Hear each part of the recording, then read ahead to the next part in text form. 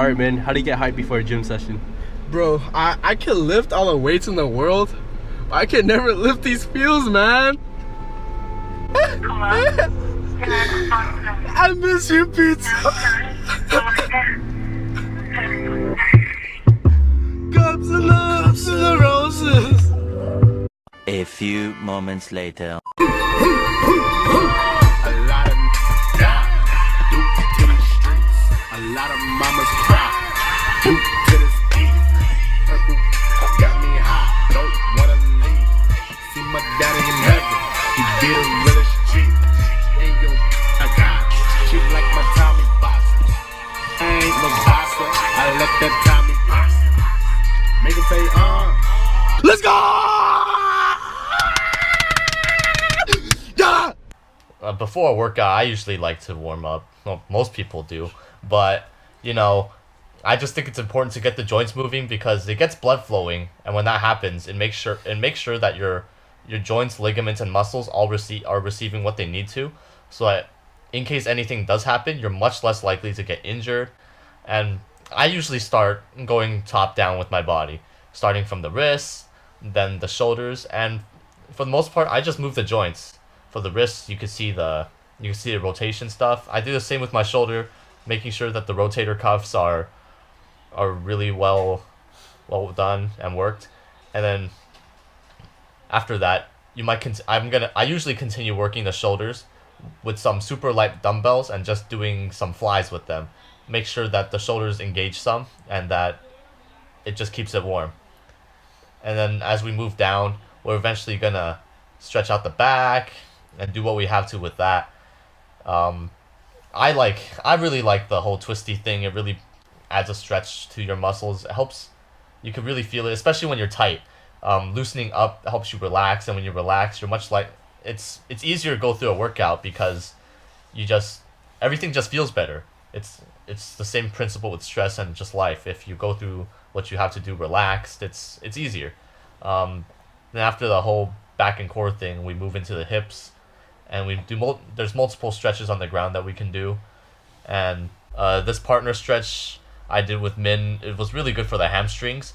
You could also do this on your own by just simply reaching for your toes. We did for kicks. And I realized I forgot shoulders at this point, so I kind of moved back and did some stuff on the ground, just laying back, putting my hand behind me and going as far down as I could. Min here continues to stretch the other side of his hip, the hip flexors, and that's to make sure when he does his leg movements, he doesn't pull anything. And here we do some pseudo splits for the sake of making sure that our inner thighs are engaged. And even though we don't exclusively do any exercise with this part of the legs, it's important to keep it stretched because you don't want to injure yourself. And in case you feel like your joints haven't done enough, I also do certain exercises with bungee cords or resistance bands, and that's just to engage my shoulder and elbows to make sure that when I'm doing other movements with them, I just need to make sure that it's all running well and it prevents injury, which is the most important thing about exercising. You wanna be able to do your workout, but the most important thing is being able to finish it safely, and that's what these are. And then after that, I might practice some shoulder mobility things, especially on a high bar. I really like this one called Skinning the Cat, where it's just about working the rotator muscles of the shoulder and engaging them. And after doing a few of those, maybe 2 or 3, we usually go into either the actual workout or maybe some skill work, and you could call it a day. After warming up and doing my usual mobility stuff, I really like coordination and stuff, and sometimes I'll practice handstands. It's not always good. It differs from day to day, but there's a lot of failure involved, and you gotta learn to deal with it. And in the end, it's just gonna come to you, and everything eventually clicks, and you just gotta keep working for it. Alright, back at the weight room, we're doing bench press 225. Bench press is one of the most effective upper body exercise, which involves the pecs, your anterior deltoids, your triceps, and your back muscles, because you need to squeeze your back when you're lifting so that you don't injure yourself. Personally, I think I'm stronger than them.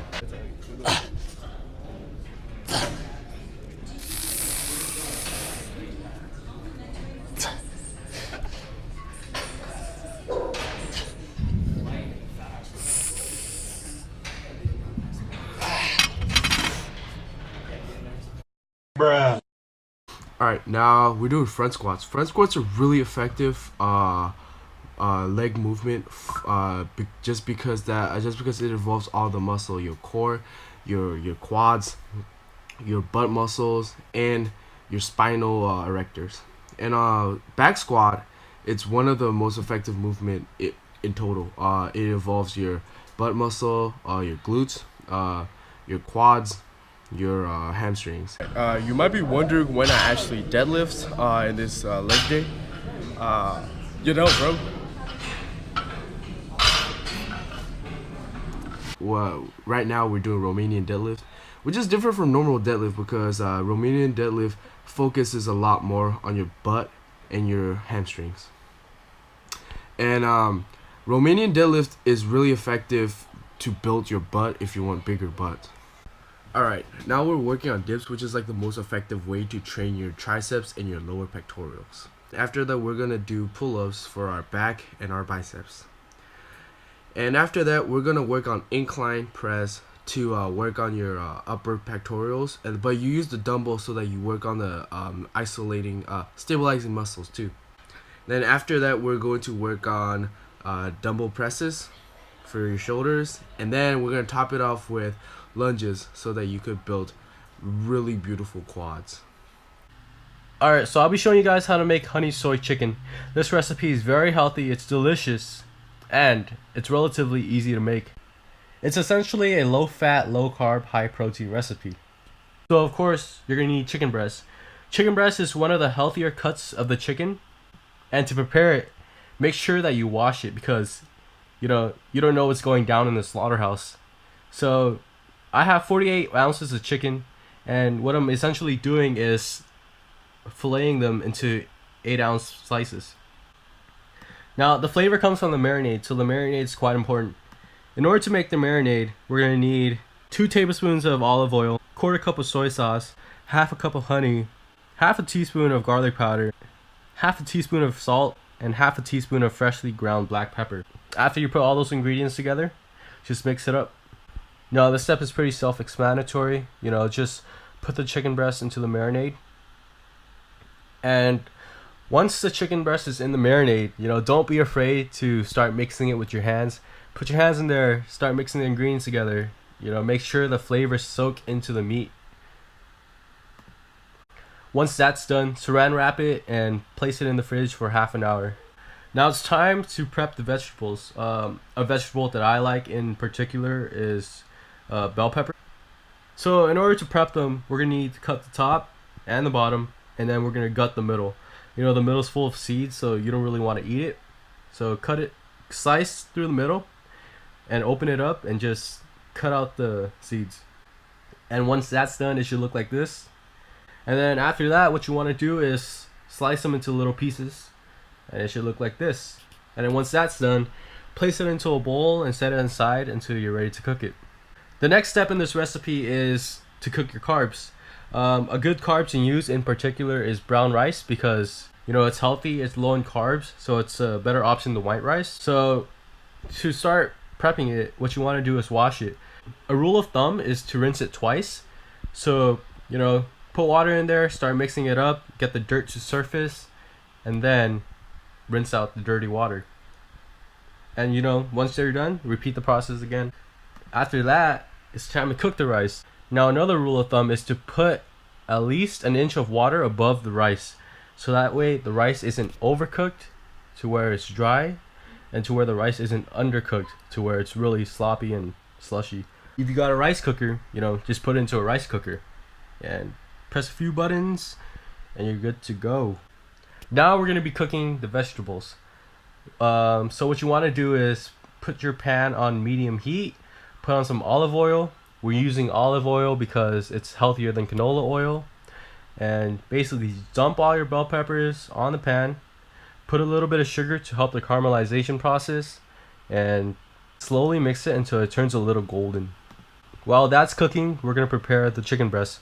Just like the bell peppers, you just want to lightly coat the pan in olive oil and let it heat up. Oil is very viscous, but once it starts to heat up, it turns more liquidy. So once the oil is heated, just place your chicken breast onto the pan. Now you want to continuously stir the vegetables so that they don't burn, and this is how they should look like. At this step, I realized I goofed up because earlier my slices were too big, so I cut the slices in half once again so that they're smaller and that they could cook easier. So this is how they should look like. They look pretty good. And then after plating everything, this is how it should look.